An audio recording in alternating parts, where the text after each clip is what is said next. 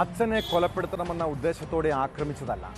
എന്നാൽ മദ്യലഹരിയിൽ വീട്ടിലുണ്ടായ ചെറിയൊരു വാക്കുതർക്കം പരിധി വിട്ടു. ഇതേ തുടർന്നാണ് ഇടുക്കി രാജകുമാരി സ്വദേശി മണികണ്ഠൻ വയോധികനായ പിതാവിനെ തല്ലിച്ചതച്ചത്.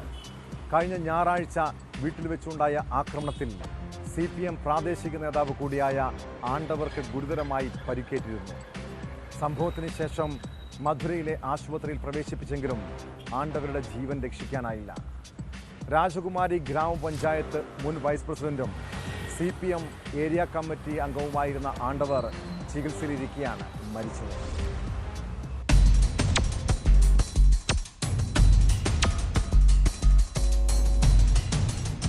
ഇക്കഴിഞ്ഞ ഞായറാഴ്ച രാത്രിയാണ് ആണ്ടവരെ മകൻ മണികണ്ഠൻ അതിക്രൂരമായി മർദ്ദിച്ചത്. ഈ സമയം വീട്ടിൽ മറ്റാരും ഉണ്ടായിരുന്നില്ല. വാക്ക് തർക്കത്തെ തുടർന്നാണ് മണികണ്ഠൻ ടേബിൾ ഫാൻ, ഫ്ലാസ്ക് തുടങ്ങിയവ ഉപയോഗിച്ച് ആണ്ടവരുടെ തലയ്ക്കും മുഖത്തും അടിച്ചത്.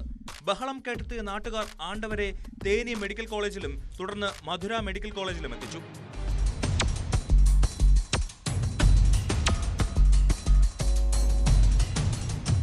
മധുരയിൽ തീവ്രപരിചരണ വിഭാഗത്തിൽ ചികിത്സയിലായിരുന്നു ആണ്ടവർ.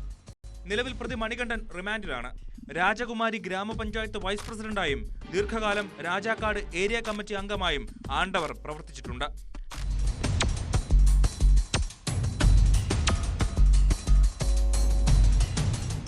ന്യൂസ് 18 ഇടുക്കി.